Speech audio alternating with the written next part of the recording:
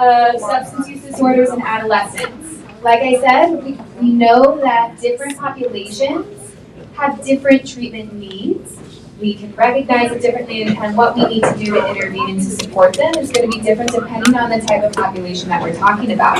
So today we have Dr. Mario Lintz here. He is a board-certified child, adolescent, and adult psychiatrist. He's a Colorado native and completed his general psychiatry residency and child and adolescent psychiatry at the Colorado Medicine. It's a mouthful. But also, Dr. Lintz is the medical director of the Adolescent Substance Use Treatment and Education Prevention Program, otherwise known as STEP, at Denver Health, and is also an assistant professor of psychiatry at the University of Colorado School of Medicine. So a lot of experience and knowledge here, and I'm really excited to hear what he has to say. So with that, I'm going to turn it over to you. Okay. Thank you for the introduction. Can you guys all hear me okay? Okay, cool. Good morning. Thanks for having me. I know we're running a little bit behind, so lunch is supposed to be in about 25 minutes or so. If we need to kind of pause and grab lunch while I'm talking, I'm totally fine to do that. We can be flexible, and I just hope that this is a helpful and interesting talk for you all. How's everyone doing? Yeah? Okay, up for one more? Yep. Okay, cool. Awesome. All right, so my name is Dr. Mario Lintz, child and adolescent psychiatry, and I'm coming to you from Denver, where, as Shannon mentioned, I'm the medical director for our adolescent substance use treatment program at Denver Health. There we go. So really objectives for today, so there are a handful of things I want to talk about. And so first is really just, I guess before I get into this actually, one of my mentors always told me that, he kind of thinks of addiction as a pediatric illness.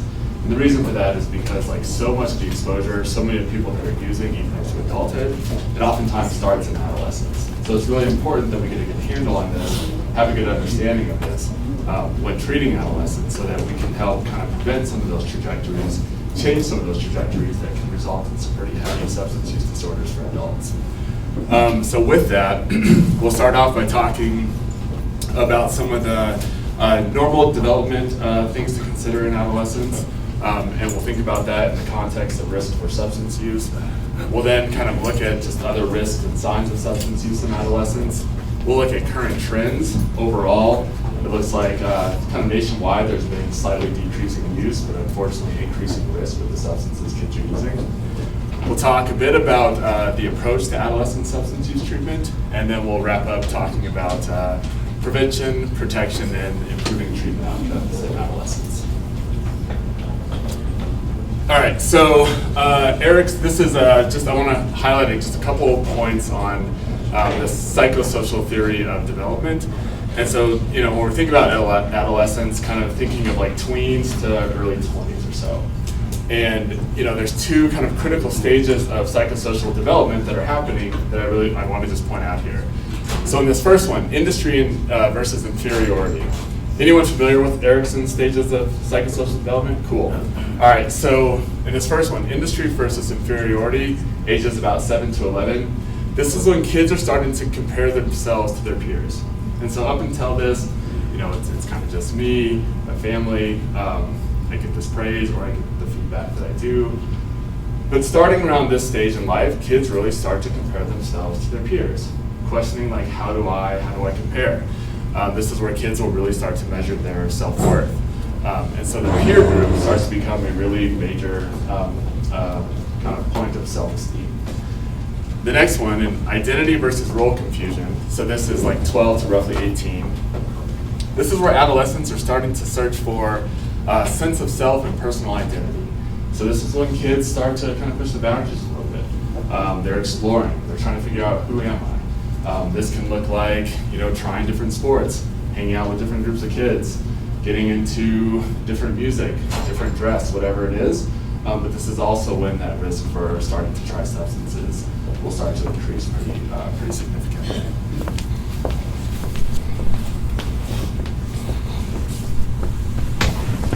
It's just a little void. So in just thinking about the adolescent brain and development, so this is just a graph real quick, looking at the development of gray matter. So gray matter in our brains is the cell bodies They're responsible for doing a lot of the work. White matter is the connections between cell bodies, so helping just like send signals through the brain. As we get older, we develop like, for a little while, the volume of gray matter increases, and then kind of up to 20 or so, the density of it really increases.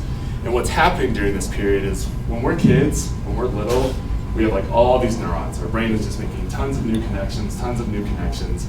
However, as we get older, and a lot of what's happening in adolescence is we're trimming a lot of those connections, really kind of simplifying things a little bit so that certain regions of the brain can really become specialized for those like higher cognitive tasks. So a lot of this is happening in this kind of 5 to 20, where kind of early to mid 20s, we're seeing pretty solid solidification of the amount of gray matter, and this is one of the reasons why we think of, kind of brain development persisting into like mid 20s or so.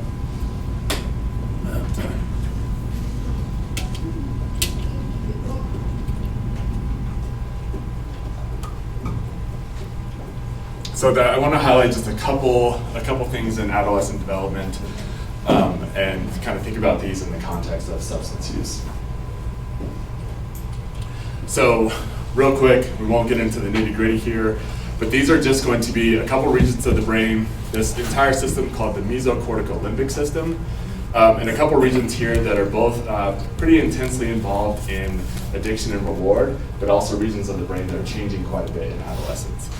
So real quick, the VTA, lots of dopamine produced in that area, that we think of like the role of dopamine in substance use disorders and the reward system. So really important here.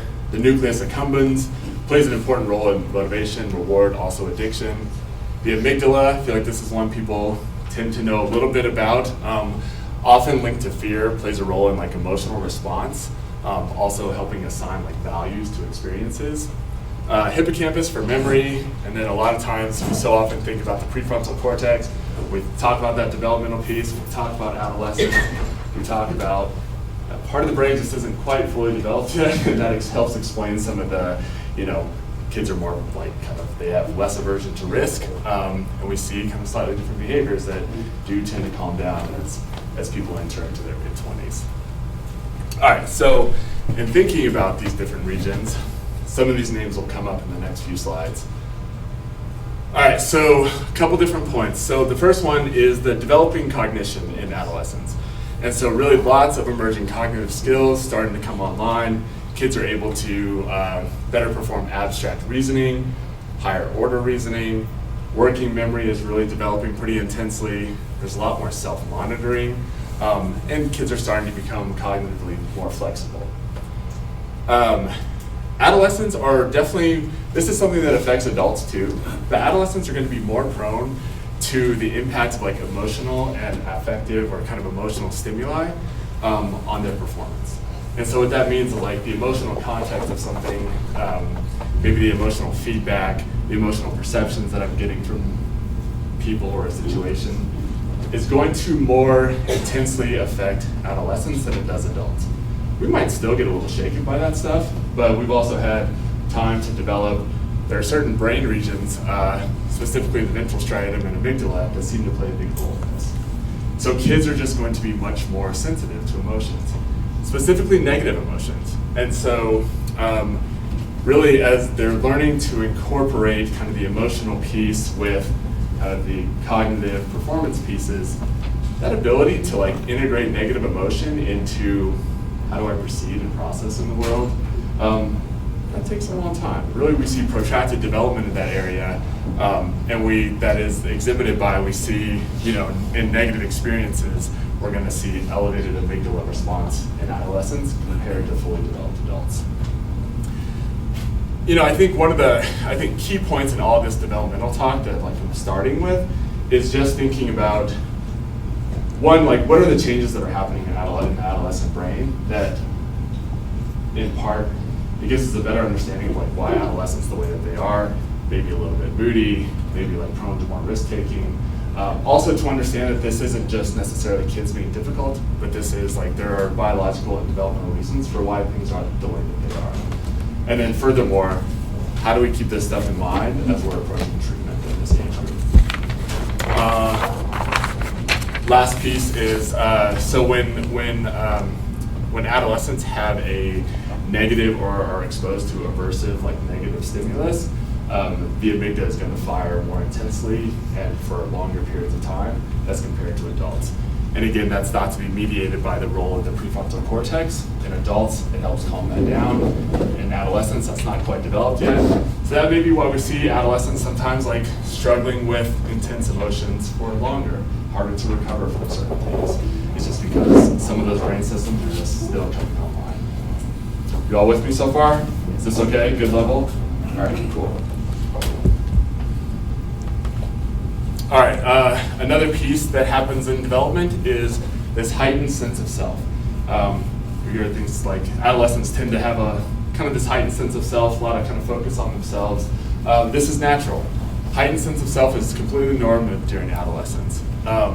Something interesting though starts to happen. As we talked about those stages of development, something that kids will start to do more and more is more self-reflection, more self-monitoring.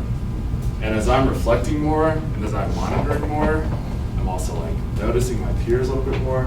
But I'm also noticing or thinking that my peers are also probably starting to notice me. Okay?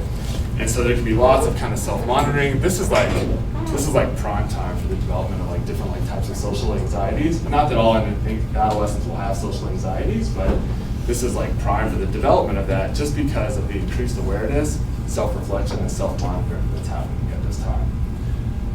Depending on how that's going, it can lead to like rumination.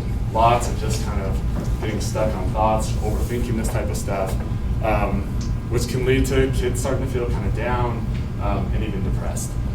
And then as we're thinking about this, as I'm doing all this self-reflection and I'm looking to maybe improve my social standing, what am I willing to do that? Sometimes this involves like more risky behaviors, acting out, substance use. So just, we can see how some of these developments can lead to struggles, can lead to kids trying substances. As the social landscape starts to shift, adolescents are having more freedom. As we're progressing from primary school to middle school and high school, typically more freedom. There's more peer influence. We know that the decisions around perceived risk, what seems normal, really depends on who I'm hanging out with. And so, with that, we know that the proportion of alcohol-using friends continues to be one of the best predictors for adolescents' decisions to engage in substance use. So if I hang out with a bunch of friends who the overall conclusion is that, marijuana, alcohol, most of these drugs are pretty harmless, what does it matter if I'm doing this every weekend, every night, every whatever? That's going to adjust my perception of risk. And as we're going to get into a little bit, like parents, families, I love all the talk that I've heard about, like thinking about families, treating the family structure. If we talk a little bit more about this, we're going to see how important it is, kind of the role that parents play in this. Anyone ever feel like, I don't know, you have some of your memories from adolescence, maybe it's like your first love, or the first time you drove a car, or the first time you did something really exciting. Like it seemed more intense as an adolescent. It seemed more like memorable as an adolescent than it does as an adult. Can anyone relate to that? Like those like kind of strong experiences as adolescents. It's not necessarily just like the first time that those things happen. Something different is going on in adolescence where this kind of social emotional network, there's overactivity in the dopamine reward system in adolescents relative to adults. And so as all of this is developing, that's why those experiences feel more rewarding, feel more intense. And as adults, we're, I don't know, it just seems like we just slow down a little bit. But I think what's important to realize is like even as we experience those social rewards, those sorts of joys, in adolescence, because of that relative intensity, it's going to make those like risk-taking behaviors, substance use, whatever it is, feel even that much more rewarding. And that's why it's like really easy for kids to, for whatever reason they decide to start trying these things, it's really easy to get sucked in and then for it to become a pattern.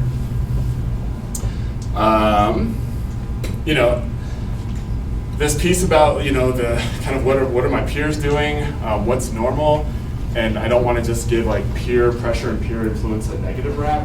because even though it can play a role in influencing risky decisions, it also plays a huge role in pro-social behavior. So if I'm hanging around kids that are doing like positive things, positive sorts of risk taking, there's a good chance that I'm going to get involved in those sorts of things. And then lastly, while peers in this developmental process become increasingly important, parents do not become unimportant.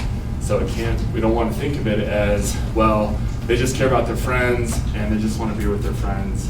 No, like me as a parent, I still am probably going to play one of the biggest roles in helping to influence like the trajectory my kid takes and their kind of decisions to take certain risks in life at this age.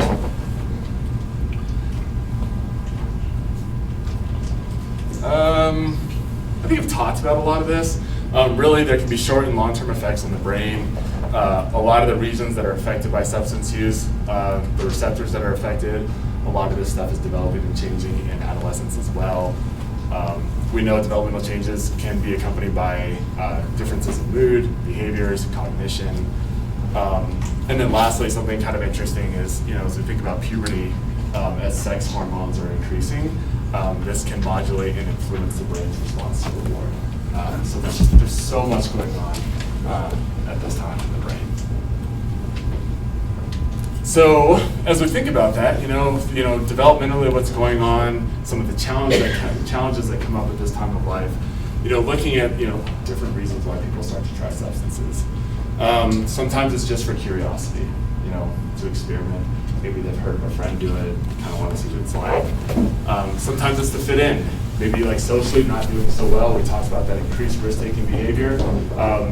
Maybe if I smoke with these kids, drink with these kids, I can fit in and like have friends. Sometimes it's just to feel good. Like, getting high, it feels good, it's fun, whatever. But sometimes it's to feel better. So I'm escaping. I have these like negative memories, these difficult feelings that I have. And this is the only way that I know how to deal with it, is to escape. So there can be lots of reasons why kids get into this. I think what's really important is early recognition, so we can help prevent it from becoming patterns to the point that they're seeing me at my clinic everywhere. All right, so some risks and signs of use in adolescence. All right, so risk factors. You'll see there's maybe like fairly common thread of family and parenting stuff in here. I know that not for a lot of our kids, they don't necessarily have kind of immediate access to family. There are different situations that come up, as you guys are talking about, kind of the welfare courts and placing kids in foster care and those temporary custody agreements, but also thinking about the importance of like the attachment pieces and those being supportive environments, because what is happening in the family, what is happening with parents can play a huge role in the decisions that kids make. And so what are the types of things that are going to put kids at increased risk? Family histories of use, parents having a favorable attitude. It's just weed, it's just a little bit of alcohol, it helps them relax, whatever it is. Those favorable attitudes are so much more enabling than I think a lot of parents realize. Especially when it's kind of viewed, and sometimes we take those things like it's just weed, it's just a little bit of alcohol, and we view it through like a harm reduction lens. At least it's not heroin, at least it's not fentanyl, at least it's not meth. Poor parental monitoring. I don't know what my kid's up to, I'm not paying a lot of attention. Easy for them to just kind of slip through and do whatever they want. Parents using substances. Parents, family rejecting sexual orientation. Again, this peer piece. If I hang out with a lot of kids that are drinking, smoking, doing whatever, chances are pretty good that that's what I'm into as well, or at least on my way there. Lack of school connection, low academic achievement, and then child sexual abuse, all increase risk for substance use. And then finally, mental health issues. So just in our clinic, so the data says about 60% of adolescents with substance use disorders have a co-occurring mental health disorder. In the clinic that I work in, it's about 80%, with the majority of those being depression, anxiety, post-traumatic stress disorder, and attention deficit hyperactivity disorder, ADHD. Interesting about that last one is it probably portends one of the highest risks for substance use is untreated ADHD. So like super important when we are working with these kids, and like we really want to be taking care of this stuff too, because a lot of times these are the reasons that kids continue to use.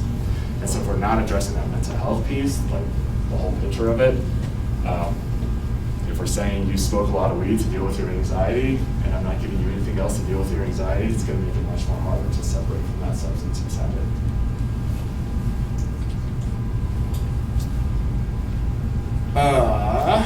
Additional risk, so kind of where I started, increased prevalence in use as an adult. If I start as a kid, more likely that I'm going to be using it as an adult. Increased risk of disease, so this can be through IV drug use, diseases like HIV, hepatitis, syphilis, tends to be an increased risk for high-risk sexual activity, higher involvement in the criminal justice system.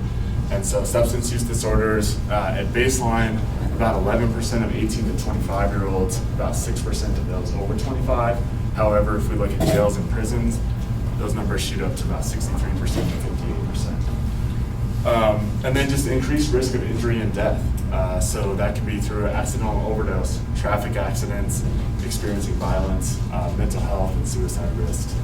And as a reminder, the leading causes of death in adolescents are accidents, homicide, and suicide. And accidents is where we're going to think about things like accidental drug overdoses. Decreased likelihood of finishing high school. So the red bars here are for kids that dropped out of the 12th grade. This data is a little bit old, covering kind of the first 15 years of the 2000s or so, but we can see correlations with tobacco use, alcohol, binging alcohol, any illicit drug, marijuana, and just seeing that those numbers are much higher in kids that ultimately drop out of high school. The next few slides are going to just talk a little bit about cannabis use, and I think it's interesting in the clinic, and I'm not sure what the experience is here in Los Angeles County, but it's been interesting because we're dealing with fentanyl, we're dealing with a lot of cocaine and alcohol use, but the common kind of, I think the one thing that's been pretty persistent is marijuana use, and it's always kind of high, it's always hard to treat. And I think part of that is because it's become so normalized. And I think there are studies to show that as the kind of societal perception around marijuana has become much and much more lax, that has also decreased, that has directly influenced how adolescents see the risk of marijuana use. So, and also just with it being so normalized and with this commonly pretty benign view of it, maybe that's not the view in this room, but I think that can be a pretty common view of it. I think it's important to realize actually how detrimental it can be. And so we're just talking about the risk of substance use, those risks in adolescence. The next few slides are going to look a little bit at cannabis use. So increased risk of major depressive disorder, odds ratio about 1.3. So that means if an odds ratio is 1, like 1 exactly, that means there's no increased risk. It's the same as normal. An odds ratio of 2 means it's double the risk, 3, triple the risk, 4, etc. Suicidal ideation goes up to odds ratio about 1.5. Suicide attempts, though, goes up pretty significantly. There's some really interesting data about theories about how heavy marijuana use can produce this kind of depressed phenotype that really can lead to depression. Won't get into it. But I think it's just really important to know that it can have these negative impacts, and while sometimes people use it acutely and in the short term to help with feeling depressed or to help with feeling anxious, it's really as that develops into more chronic habits that it can start to worsen depression, worsen anxiety, and then you have that on top of the withdrawal symptoms, which is more irritability, poor sleep, headaches, all things that just contribute to worsening mental health. This is a graph, so just a couple interesting time points here. So commercialization, this is when the federal government basically said we're not going to pursue marijuana law violations in the states that have decided to legalize. So this happened here, and then recreational legalization of marijuana in Colorado here, and just looking at the percent of suicides in Colorado where marijuana was present in the toxicology report. A little bit more about this. So just looking at developing an addiction, so 20% of those who start in adolescence, about 50% of daily users will develop an addiction to marijuana. And then the risk of development of like kind of DSM, official cannabis use disorder, we'll see that for those people that use monthly, it's about a 4 times increased risk of developing cannabis use disorder. So this is like kind of full addiction dependence to the substance. That goes up to about 9 times the risk for those using weekly, and about 18 times the risk for those that use daily to develop a cannabis use disorder. What's really interesting about that, and especially as we're kind of talking more about opioids and things here though, is as we look at those increases in cannabis frequency also correlate with the risk of developing addictions to other drugs as well. And so for developing addiction to opiates and other substances, again, for those using marijuana monthly, it's about 3 times, threefold increase in risk of developing an additional addiction. For those using weekly, it goes up to about 5. For those using daily, it goes up to about 8. When I think about this, maybe it's like something I probably heard more as a kid, but this idea of a gateway drug. I'm not sure if I bought into it much when I was a teen or even like young adult. But really we can see how these patterns really do fit in with increasing risk and exposure to other substances as well. So I think just really important to not think of it as it's just weed, it's just marijuana, right? Because there are just like much bigger implications to it. Psychosis. Anyone seen anybody with like cannabis-induced psychosis? Hallucinating, not sure what's real? Yeah. It can be really intense, right? And so we know that overall, when there's a substance-induced psychosis, whether this is related to cannabis use, methamphetamine use, like overall the transition to that person developing something like schizophrenia is about 28%. However, when we look at just marijuana, it has the highest rate of transition at about 36%. So most of the people that become psychotic when they're using substances and they go on to develop something like schizophrenia, most of those people are going to be people that became psychotic when using cannabis. So this is a really interesting area of study. It's getting a lot of attention right now because there are questions about, is this like an early unearthing of schizophrenia that somebody was going to develop anyway? Or is there something about these high concentrated THC products that is really increasing the risk of developing something that somebody may not have gone on to develop otherwise in their life? Similarly, so as we talked about kind of accidents and risks, traffic fatalities, and then just looking at the increase in marijuana-related traffic deaths, and then kind of relative to when it was commercialized and legalized. So some early signs of adolescent substance use. I like this quote from Betty Ford. When you know your teen's passions, interests, and habits, the early warning signs of trouble will be much more apparent. So this idea of like kind of absent parents, really not monitoring what our kids are doing. If we don't know what they're up to, if we don't really know who they are, it's going to be so much easier for this stuff for them to slip through. However, if we're like pretty in touch with them, we have good connection with them, it's going to be so much easier for us to spot things early, where they're easier to treat, and it's easier to intervene. So some warning signs though: losing interest in activities that they once enjoyed, suddenly hanging out with new friends, dropping like lifelong childhood friends, more risk-taking, sleeping more, being despondent, aggressive, angry, breaking rules, school performance drops, and then of course like physical symptoms, red eyes, weight loss, nosebleeds, shakes and tremors, constipation. That might not be one that your teens are talking to you about, but there are physical changes as well to watch out for. All right, so let's take a look at some of the recent trends in use. So this goes up until the end of 2022. You might notice there's a gap between 2019 and 2021. And some of the data from like pandemic era just got kind of washed. But this is looking at past month use of illegal substances in the U.S. for 18 to 25-year-olds in the light blue line, 12 to 17-year-olds in the dark blue line. And kind of overall, things have stayed fairly flat. I'm not quite certain what was going on in that 2014-2015 time period. Things have stayed relatively flat with maybe some decreases recently. when we think about adolescent substance use, really kids are mostly using alcohol and cannabis.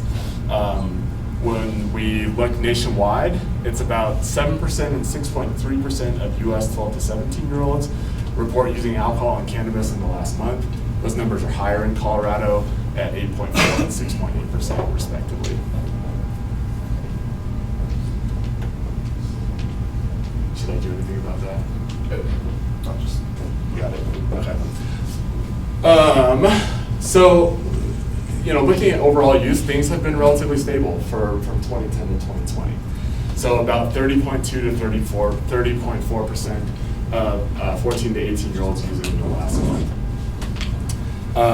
It decreased to about 19% in 2021. It'd be interesting to see if those sorts of decreased levels will persist. I think that may be a little bit more of a remnant of like just some of the kind of pandemic things that were happening. But while we saw that rates have either stayed relatively flat or even had this recent decrease, overdose deaths increased substantially. So from 2019 to 2020, there was a 94% increase in overdose related deaths, additional 20% increase in 2020 to 2021. And really, we can attribute this to the contamination, either intentional or unintentional use of synthetic opioids like fentanyl or benzodiazepine analogs. So as we, shift into talking a little bit more about opioids, their use and overdose, there's really been a few different kind of waves in how we tracked overdose-related deaths and how it's impacted our society.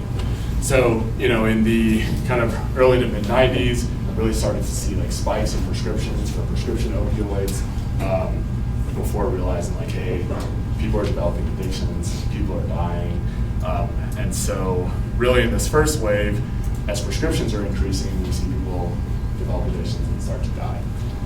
As the medical community realizes, hey, this is a big problem, we really need to pull this back, what happened was like we pulled back really quickly. And so we said, this medication that you've been taking for 4 years, for 5 years, for 6 years, we've just learned how detrimental they can be, and so I'm stopping. And so then people go into withdrawal, they get really sick, they develop a dependency to this. And so then we start to see people turning to street opioids. Heroin use increases.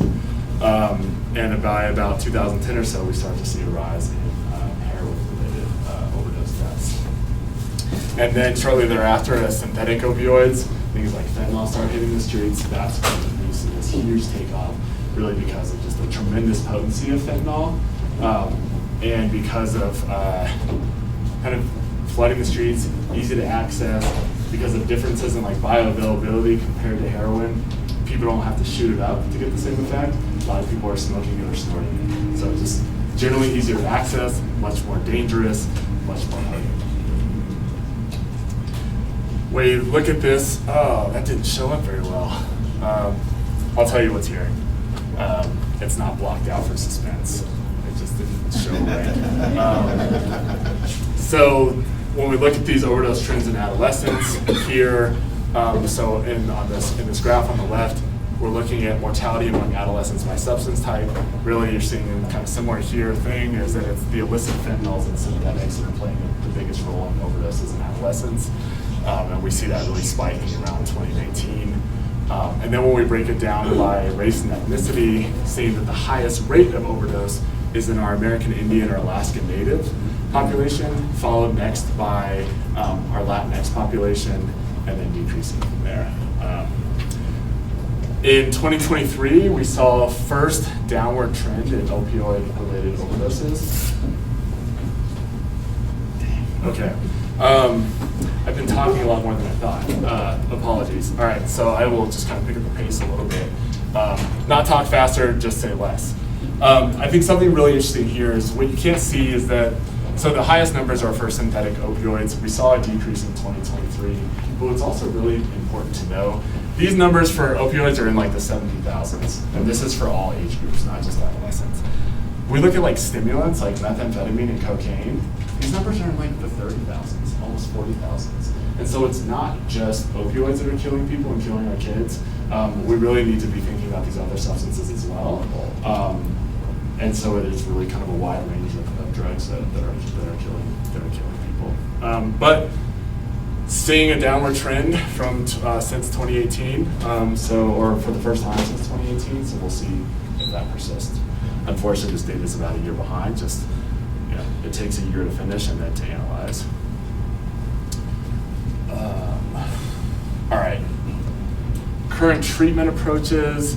So kind of in general, the summary here is about 6% of adolescents will actually receive treatment for substance use disorders. A lot of this is adapted from adult treatment programs, and there's high relapse rates in adolescents. There are really important differences between adolescents and adults, and so in a lot of the studies that are looking at successes in adult treatment programs, more often than not, adults are self-presenting. They are seeking treatment on their own. What's more often the case in kids is there's an external treatment pressure. It's parents, it's the courts, it's schools. So a lot of times, like when we see kids coming into the clinic, they're there because like parents, somebody else is telling them to be there. When we see adults in the clinic, it's more often than not that people are seeking treatment because they've kind of had enough. They've hit that proverbial rock bottom that we think so much about. Not a lot of kids hit rock bottoms, right? They have shorter use histories. They can see some pretty ugly and terrible things. A lot of times when we see like a kid die of an opioid overdose, we will see a flood of kind of peers show up in our clinic. But then eventually that fear starts to dissipate and people start dropping out of treatment again. Motivational interviewing, this one just shows like much more effective in adults than it is in kids, and I think again that kind of gets back to the motivation and the reason that a lot of kids are in treatment.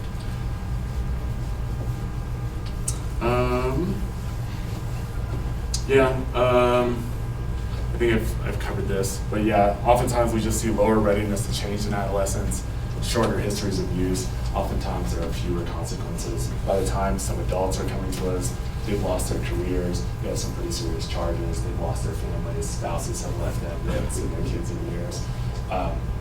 Adolescents just don't have the use histories to develop those types of consequences. And at the same time, you're dealing with the adolescent brain that is not only more prone and open to risk, but also believes it's somewhat invincible.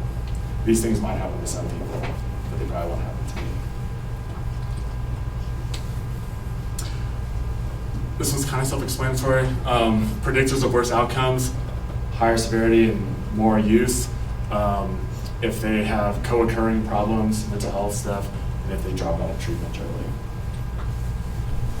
All right, so wrapping up, talked about a handful of things. So we talked about risk factors, we talked about the importance of family a bit. Looking at protective factors, so parent or family engagement, family support, parental disapproval of substance use. And so not just, it's just a little bit of alcohol, it's just a little bit of weed. It's age-appropriate experimentation, right? That's what all the kids his age are doing. The kids are starting to play around with this stuff. And while that may be true, there's a difference in having like a favorable attitude that's going to support that type of behavior versus kind of recognizing like, yes, this type of experimentation can be pretty normal for this age group, and I still don't agree with it.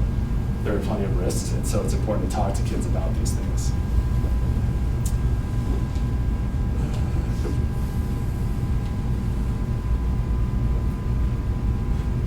No? Okay. Yep. So factors that can improve treatment outcomes, positive social support, helping kids find motivation to abstain, really those like positive parenting behaviors. Again, being really well connected with parents can really has shown to be protective.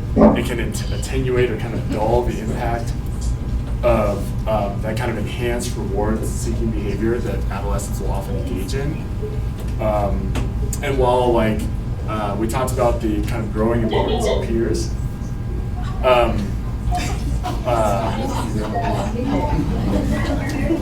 Hey, Mitzi?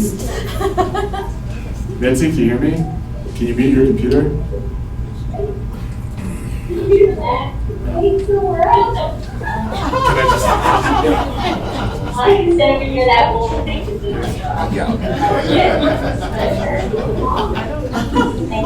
Do you guys know Mitzi? She was driving last time. Okay. All right. Sounds stationary right now.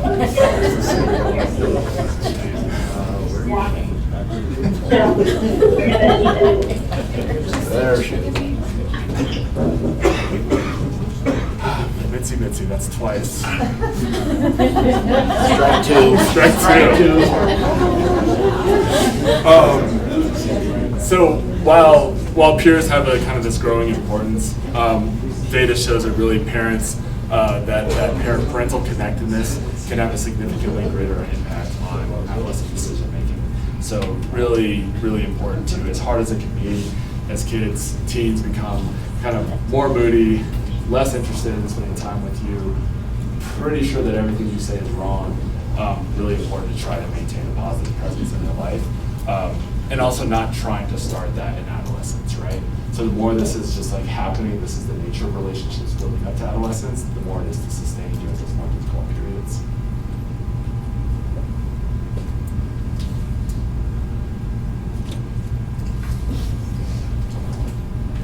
I don't think it registered. There we go. To that extent, there was a study that looked at multidimensional family therapy versus residential treatment centers. How often are we sending kids away to like residential treatment when they have really heavy substance use disorders, mental health problems? This study, really cool, it looked at family therapy, like intensive family therapy versus residential treatment. In the first 2 months, found that outcomes are similar, but family therapy was more beneficial for reducing internalizing symptoms that kids can sometimes have, or all of us rather. However, in 2 to 18 months, there was improved substance use, improved rates of substance use, decreased frequency, decreased substance use related problems for those that went through family therapy versus residential treatment. And so it makes sense, right? We're talking about the importance of family, the value of family, and so when we just like send kids off for 90 days to go get fixed in a residential treatment center, it's not surprising that relapse rates are high and that those changes don't persist once they return back to their home environment. So family therapy is where it's at. This is a little bit about the STEP program at Denver Health. And so adolescent substance use treatment, we do therapy and med management.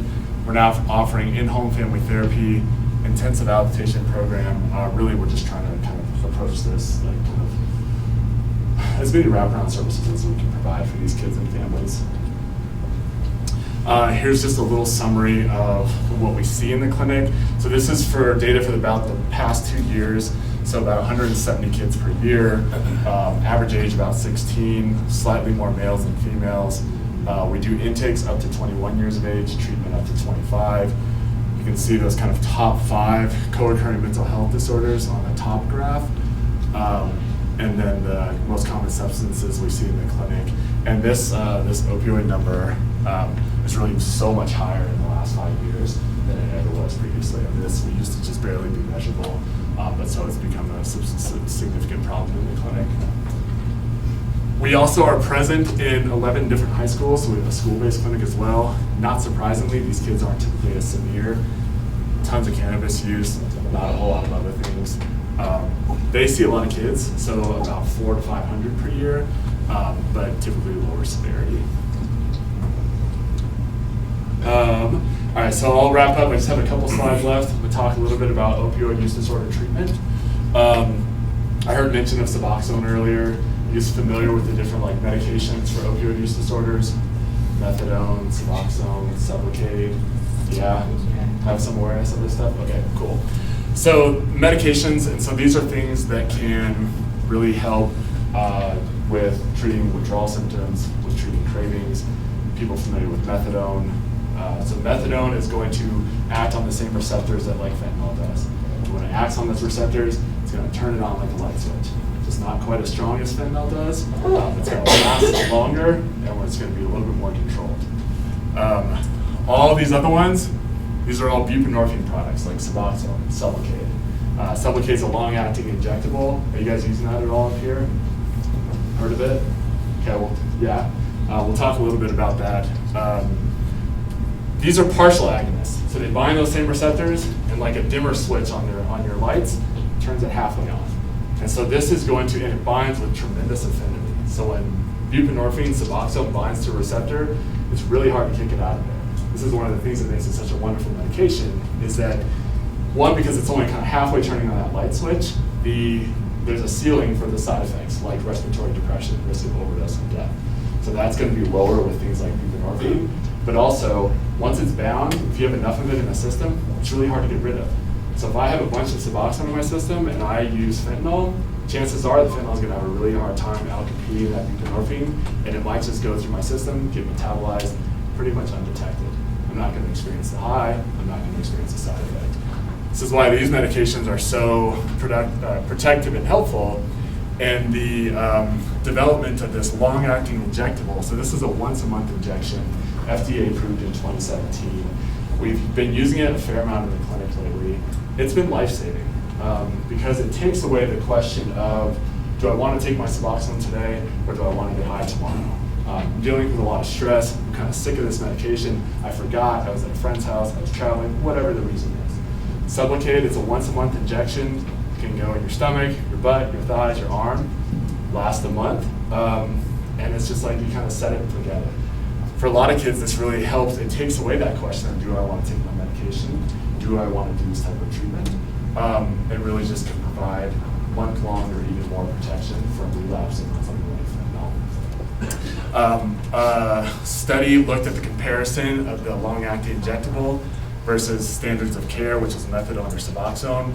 We saw an increase in days abstinent. There's more adverse events, mostly pain from the injection, but otherwise, like, safety profile is similar. Less cost-effective short-term because it's expensive, but overall, more effective and less costly. Yeah, I'll just talk a little bit more about this real quick. So the long-acting injectable of buprenorphine, here's a couple different graphs just looking at what happens when we give it every 4 weeks apart. This is when we always initiate with a higher dose and then decrease to a lower dose for maintenance. This is if we stay at the higher dose. This graph on the right here is just looking at the average system levels of these injections here. We can see that these levels are much higher.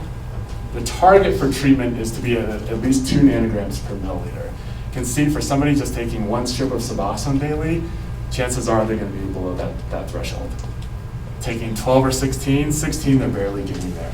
And so people are going to overall have more buprenorphine in their system on the injectable, and then again, not going to have to be worrying about taking a daily medication. A couple super cool things just recently happened with this. One, it used to be you have to take something like Suboxone for 7 days to establish tolerance to make sure it's not going to put somebody in precipitated withdrawal before you could switch to the injection. Now, the manufacturer and FDA says you can give 1 dose of Suboxone, give it an hour, make sure someone's not going into precipitated withdrawal, and then you can give the injection. Furthermore, instead of waiting 4 weeks for dose number 2, you can give it as soon as 8 days later. And this is because it's a little deposit that's going to be sitting under the skin, and so it's not like I'm giving 300 milligrams and boom, that person has 300 milligrams in their body. It's going to slowly absorb. So because like the pharmacokinetics and timeline that happens, studies show like, hey, we can give that second dose pretty quickly, and when we do, more people are going to receive it, more people are going to be days in treatment, and as I showed on the last slide, we saw many more days abstinent from opioids with the injection versus the oral forms of the medication.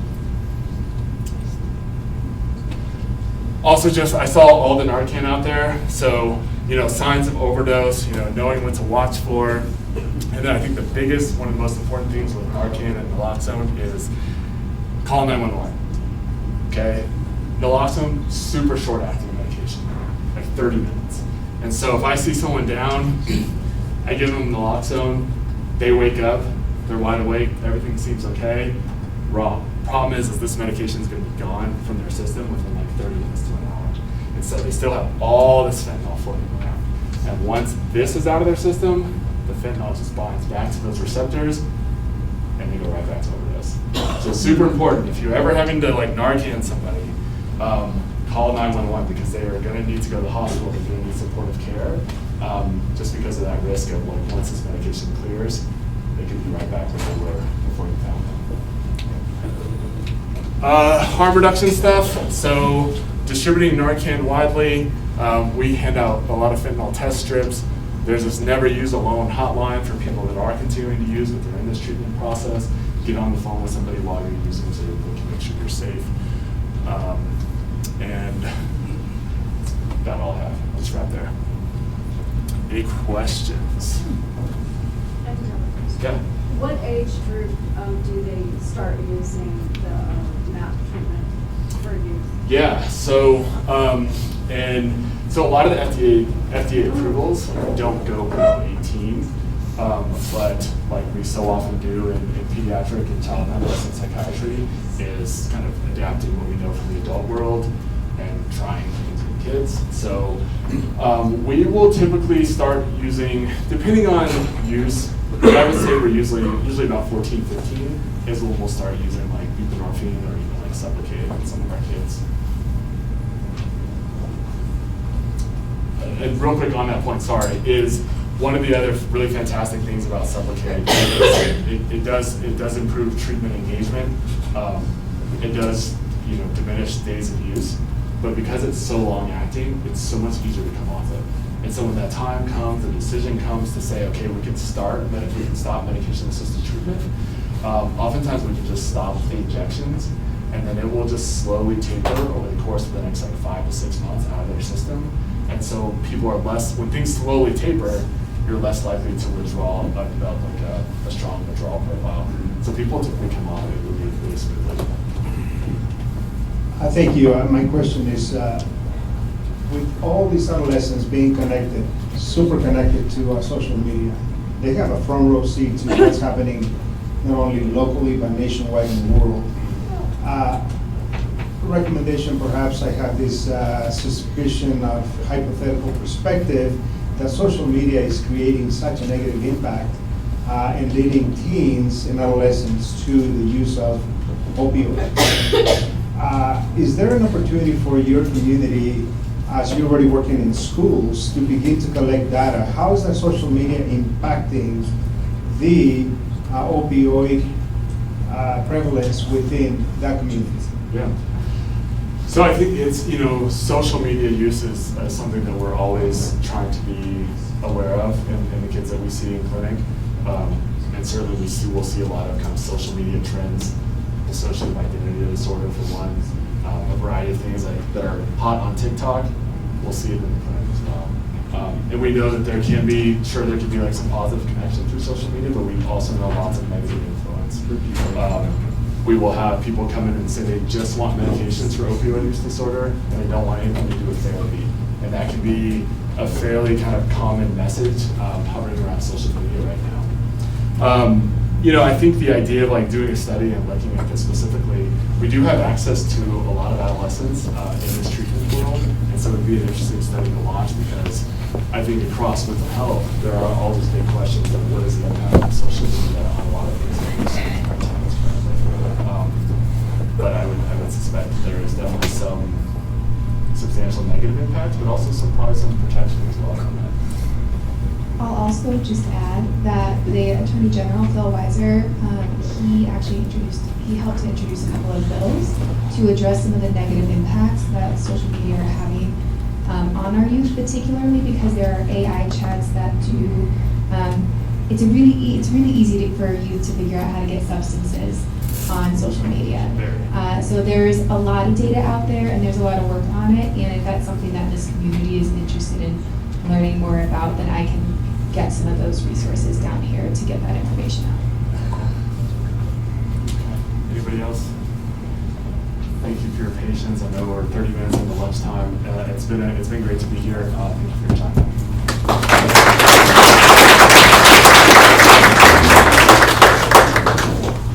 All right, everyone. So we do have lunch here in the back. There are box lunches. There are water bottles in the front here.